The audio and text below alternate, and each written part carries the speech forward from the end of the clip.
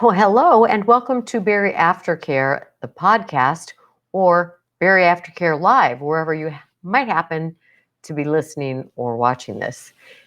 The reason I say Berry Aftercare, the podcast, and Berry Aftercare Live is because the podcast is actually a part of my Berry Aftercare program.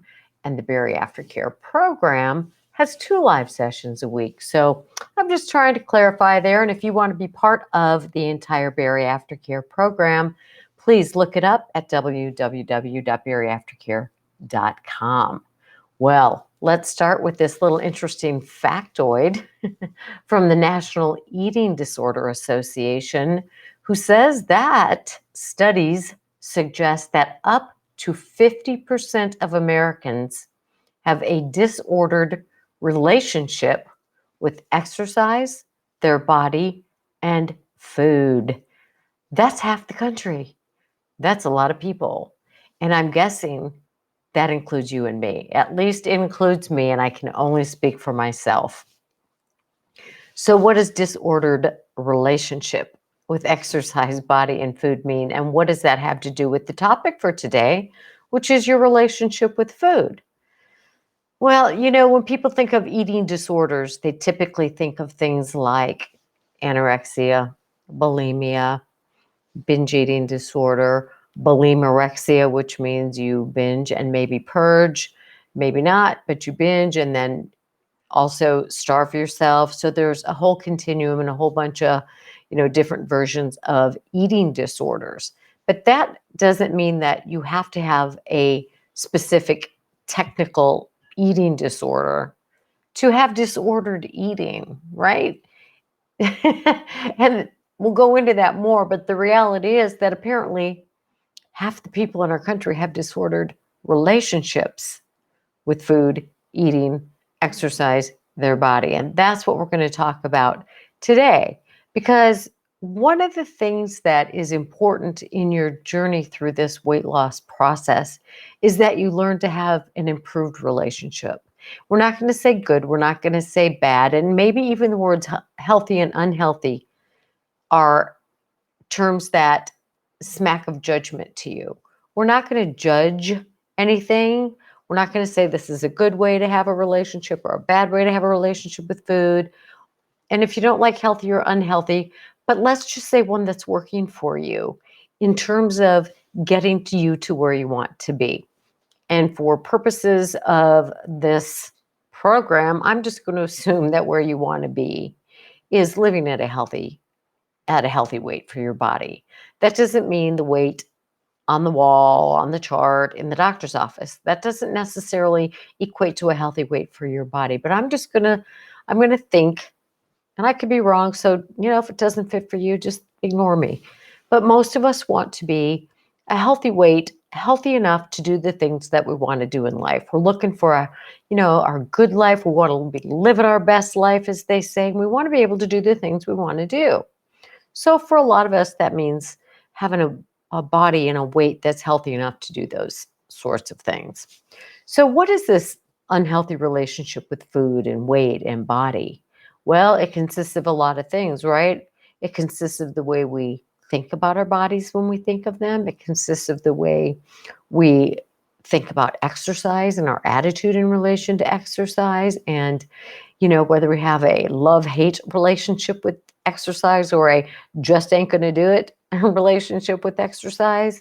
What is this issue we have with exercise, our bodies, and foods?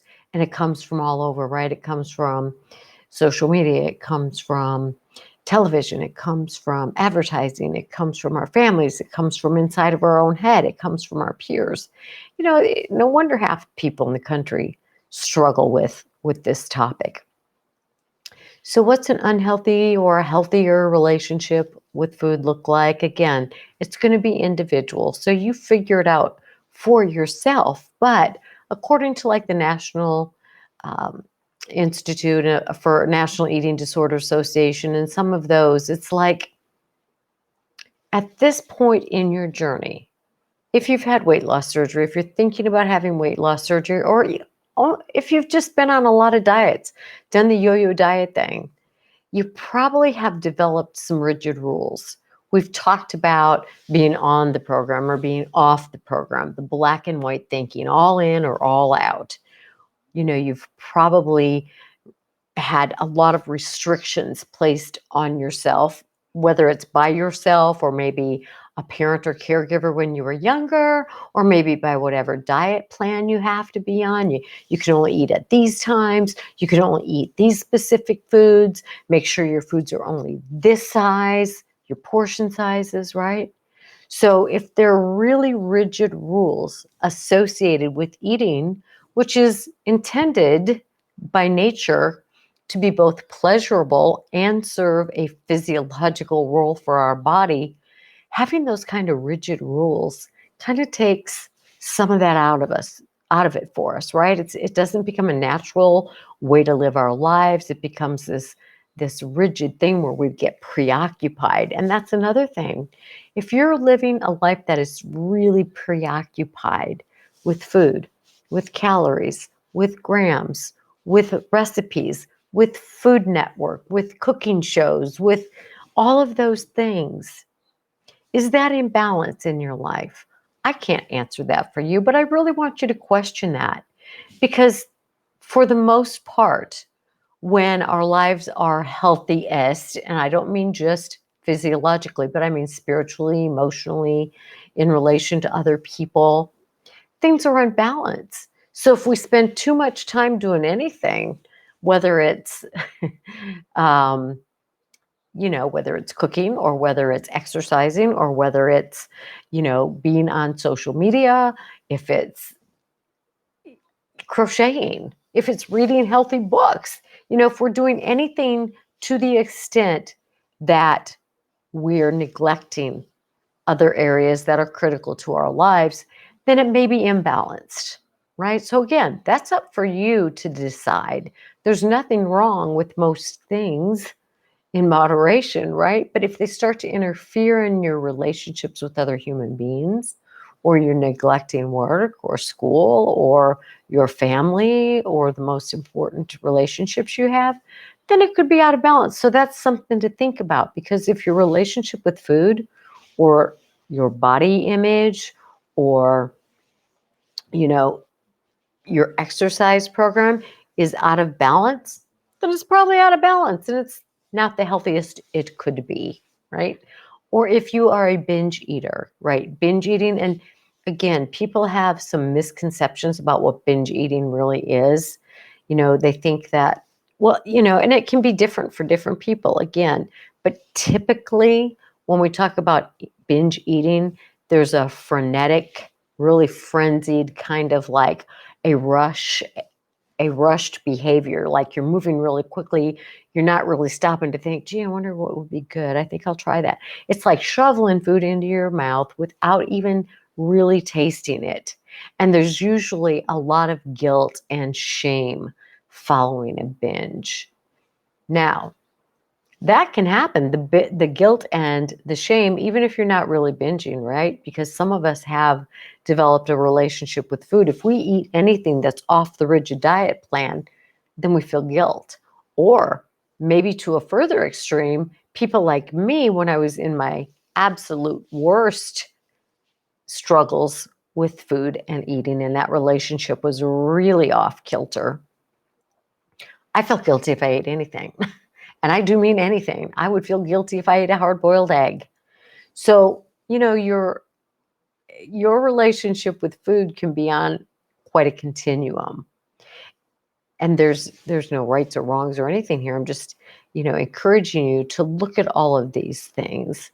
So if you feel guilty about eating, or if you are totally preoccupied with food, or you're completely obsessed with the scale and what it says, and if you judge your worthiness as a human being based on the number of the scale, or if you allow, of course, if somebody says something to you about your weight one way or another, it kind of stings a little bit. But if you allow that to really carry you off the deep end, right? And it's not just something that you sting and you process and get over, but if it just weighs on you, If your relationship with food is primary in your life, it's probably way imbalanced. And so it's important that we take a really good look at this relationship with food and decide, is this something I'm okay with the way it is? Or is this something that I would like to put some effort, like the four aces, right? The E word, effort. Do I want to put some effort into changing? So in addition, I want to talk a little bit more about what a an imbalanced or unhealthy relationship with food might have as aspects to that. So if you feel really out of control when you're eating, and I struggle with this a little bit, right? If I find, if it's a holiday or like Thanksgiving, or if there is, a family gathering and there are a few desserts around or whatever it is, I tend to feel a little bit out of control when I start eating, even if it's just a little of this or a little of that.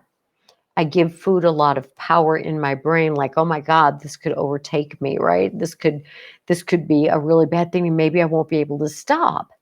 And I think that's true for a lot of people who have struggled with issues related to food over the years. Now, back in the day, 35 years ago, my control with food looked very different. It's not, oh my God, I don't know if I'll be able to stop eating this sugary dessert, but it was control in the sense of I'm not putting a bite of food in my mouth except for maybe 500 calories so that I can continue to exist. So control with food can look very different to different people, but I would ask you to consider, does your relationship with food, does your eating feel out of control to you? Do you get anxious when you eat? Do you feel nervous? Do you feel scared? Do you feel guilty? Do you feel ashamed when you eat? Struggles with food in that way plays out in our lives, right? It plays out into our other relationships. It's not just, yeah, I struggle with this food, and that's the extent of it. Because if we're struggling like that, we're probably hyper focused on this relationship with food. And so we may be snippy with other people.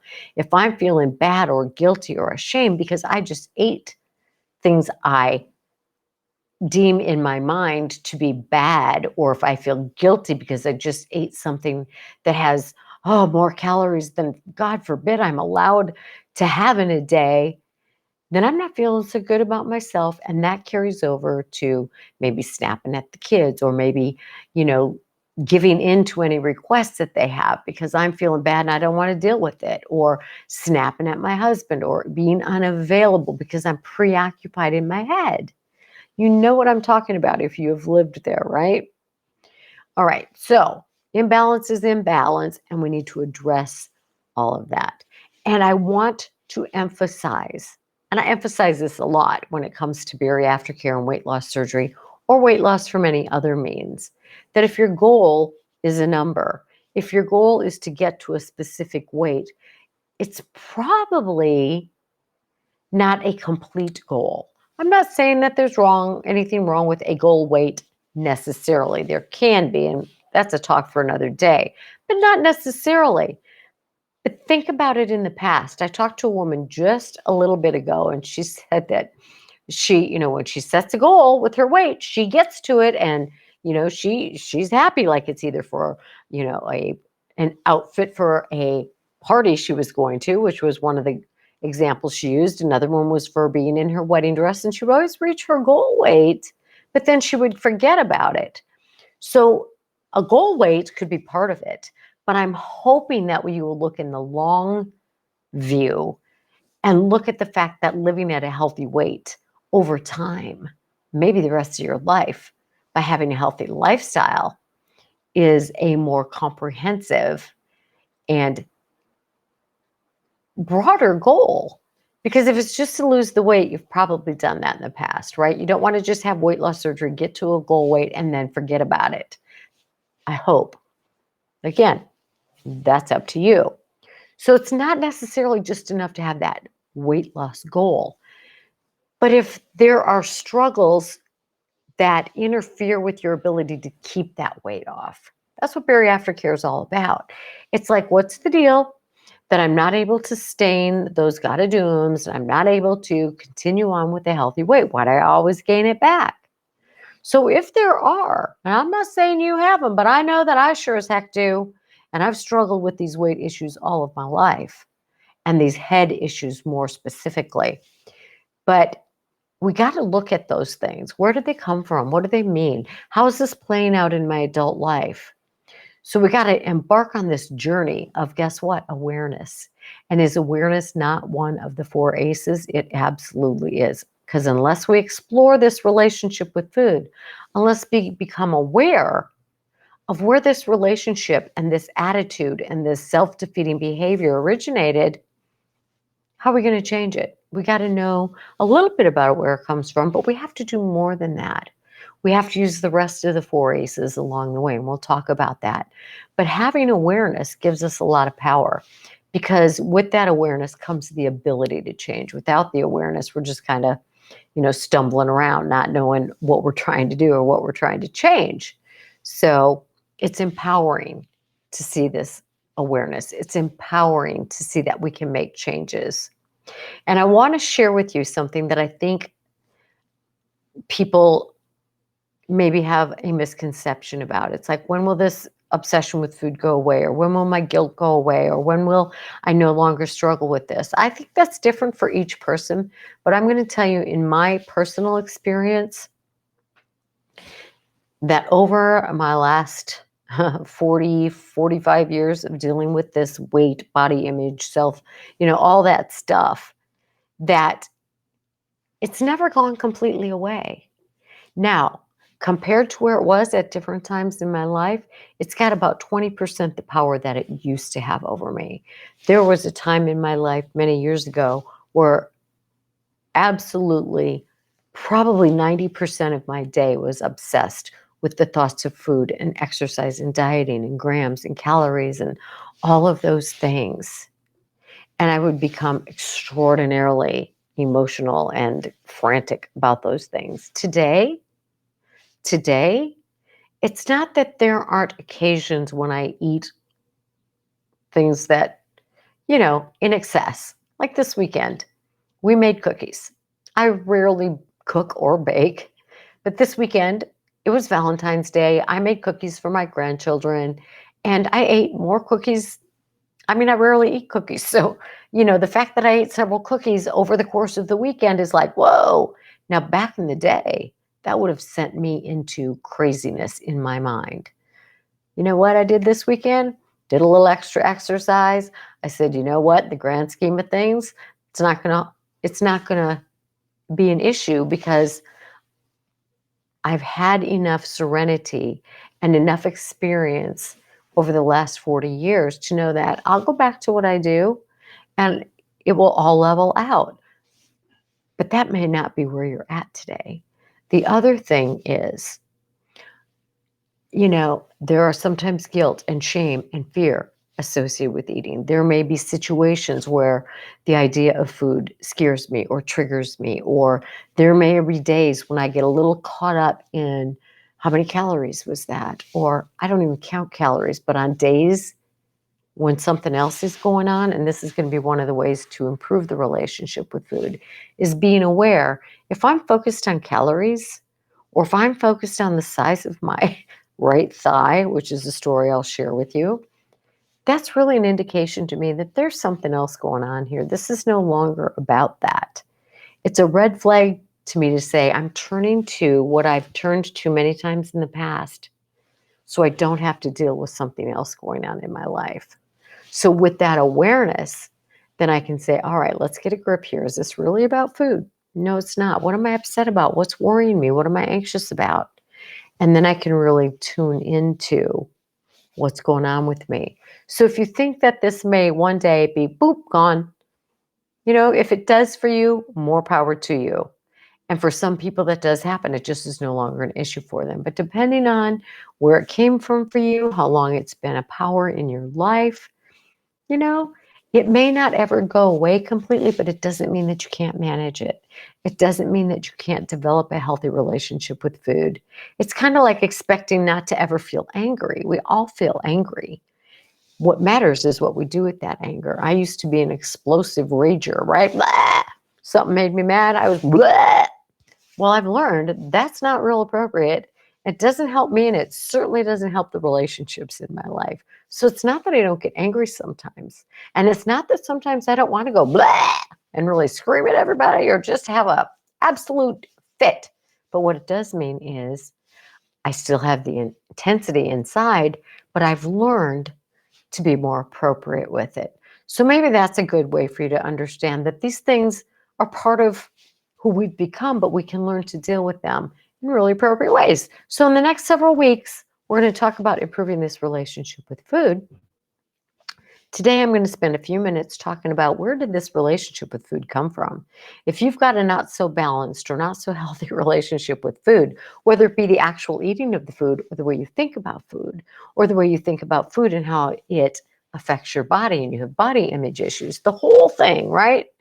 If it's not where you want it to be, we're going to talk today a little bit about where did this come from? For God's sake, where did this come from?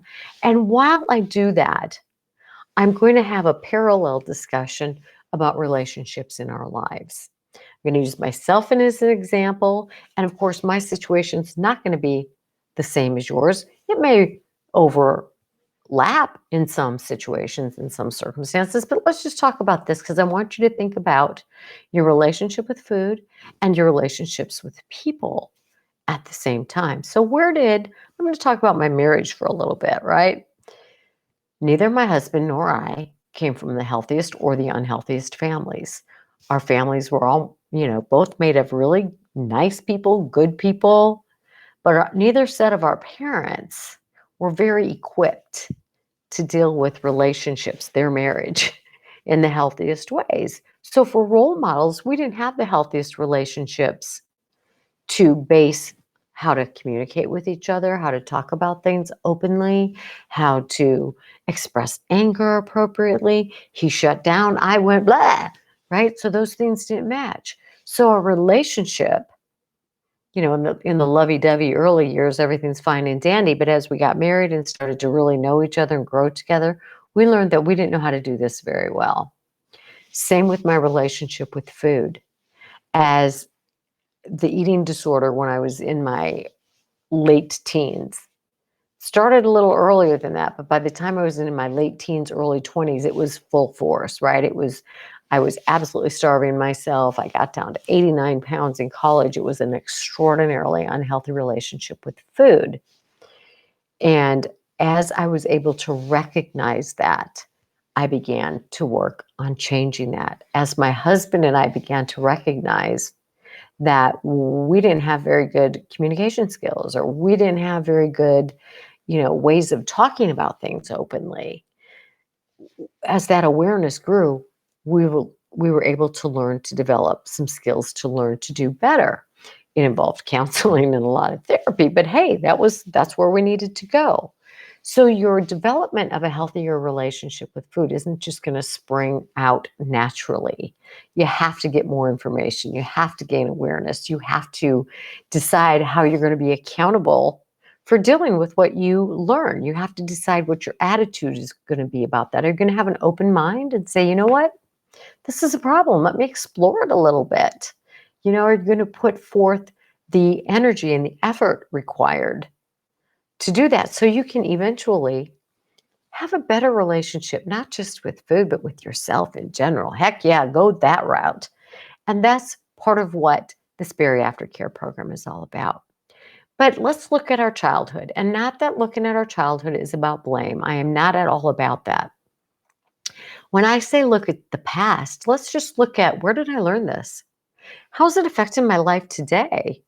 And if it's affecting my life today, then maybe I need to do something about it. I don't need to blame my mom or my dad. Like when I talk about my relationship, I'm not saying it's my parents' fault that I didn't know. Well, let me say that differently. It's not my parents' fault that I acted out in different ways. What I say is my parents were not equipped. So I have compassion for them. I have grace for them. They gave me what they knew to give me, right? They couldn't give me more than they knew. But as I became an adult, I realized I needed more to have the kind of life I wanted. So then I, on my own, saw it's not about blaming them, but it's saying it had an impact on me. Of course it did, right? Children don't go through things without it having an impact on them. Now, one of the ways outside of my relationships with like my husband or friends that my parents influenced my eating issues is my mother continually on a very regular basis commented on my weight. Not just me, but there were 5 girls in my family. We had 5 girls, 1 boy. And it started at an early age. And my father would make comments about women and their weight and their bodies. And so there was a learned attitude in my life about weight, about what a woman should look like, and about what happens. My mother would say things like, it's a lot easier to put on than it is to take off, right? And when I went to college and I'd not see my family for months at a time, the first comment out of her mouth would be about my weight, about my appearance. And that continued until the year she died, and I was 50 some years old. Not kidding. So that was a huge outside influence, right? I grew up in the 60s and 70s, Twiggy, right? Everybody was stick thin. So that was another influence. And then, like all of us, we have our peers, right? We compare ourselves. So there's all kinds of influences. How did your childhood, the age, your generation, how did they deal with weight and food? So there you go. It's not about blaming, but it's looking at what impact has that had on me. Now, another thing to look at is what role does food play in my life as a child? Now, this is something that, was not a negative thing in my life other than the comments about the weight, but we ate breakfast, lunch, dinner. There were occasional snacks, but it was never a big deal. It was just, this is what you have, this is what you eat. There were 6 people, this is only so much food. That was never an issue for me. But what about you? Were you left alone after school? Was food a soothing thing for you? You're home alone, you don't know what to do, you're watching TV, and so you ate snacks with that. Were abundant snacks made readily available to you? Did you, go to grandma's and she fed you full of all kinds of crap? Who knows? I don't know. But what was that? How did you use food? Was it a source of soothing for you? Or was it a source of shame for you? Were you shamed when you ate snacks? Where did your current relationship with food come from? Because for those who have been on rigid diets, have restricted themselves from eating, we've lost touch with, when am I hungry? What does my body tell me I need? Little children know those things, right? My grandkids are like, no, I don't want any more. Do you want, a cookie? No, don't want that. They know, right? Unless it's being forced on them or we have an emotional reason to be eating another way. Or if you were deprived, you weren't allowed, which would be a parental issue, right? No snacks for you. You don't want to grow to be like Aunt so-and-so. So maybe there was a deprivation feeling. Or maybe you were guilted, What was that? Were you and are you continuing to eat to soothe yourself? Were you and are you continuing to hear your mother's voice? Were you and are you continuing to try to use food to fill a void or to deal with some other emotion? Like I say, sometimes at this time in my life, when I get a food thing, I'll call it, like too focused on my weight or too focused on a part of my body, it's not about that. It's a light bulb. It's an awareness that something else is going on. Or have you just had enough of dieting, right? Just like I am so over it, what the heck? But a lot of times it's really about losing those natural cues. I don't know when I'm hungry. I don't know when I'm full. I don't know. Is it time to eat? Is it not time to eat? Am I supposed to eat fat or am I not supposed to eat fat? There's a lot of confusion. And one other thing that I want you to consider is rebellion eating. So if food was completely, snacks or sugar or whatever was completely off limits for you, maybe you do some rebellion eating or did when you left home. It's like, watch me now. You can't control what I eat now, so I'm going to be a little bit of a rebel. I think a lot more people do rebellion eating than they're aware of, and that's something to think about. If you were really restricted, or if there was huge portion control, or certain foods were not allowed. I talked to a woman the other day, and she's been in therapy for a long time, and I asked her about this. It's because her dad always said, if you don't be careful, you're gonna gain a lot of weight. You're gonna gain a lot of weight. You're gonna gain a lot of weight. So what did she do? It was kind of like a silent F you, Dad. Watch me now. It's like, I'll eat what I want. Oh, yeah, I gained weight. How do you like me now, Dad? Sort of like, you know, getting back at. And it's not serving you well, but it's something that people do subconsciously. So let's look at those things. So, like my relationship with my husband, I had to learn. I had to implement the tools. I had to seek out additional resources. I had to have people give me feedback. Ooh, we're having a thunderstorm. Maybe you can hear it.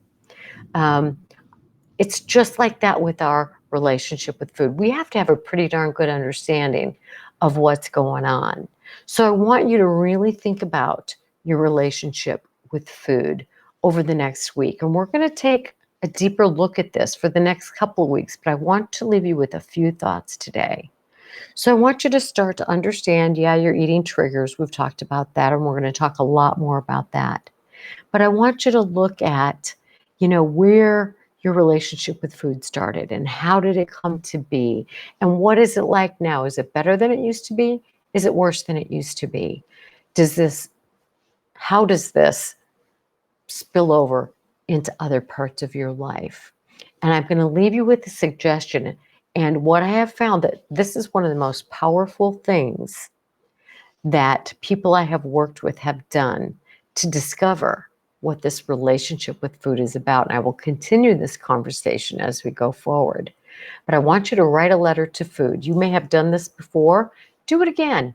You may be at a different place in your relationship with food right now, but literally sit down and write a letter. I don't care if it's by hand or on your computer or you say it out loud to a friend or whatever. Write a letter to food that starts with Dear Food. And I want you to write this letter as though you were writing it to food as though it were a real person in your life.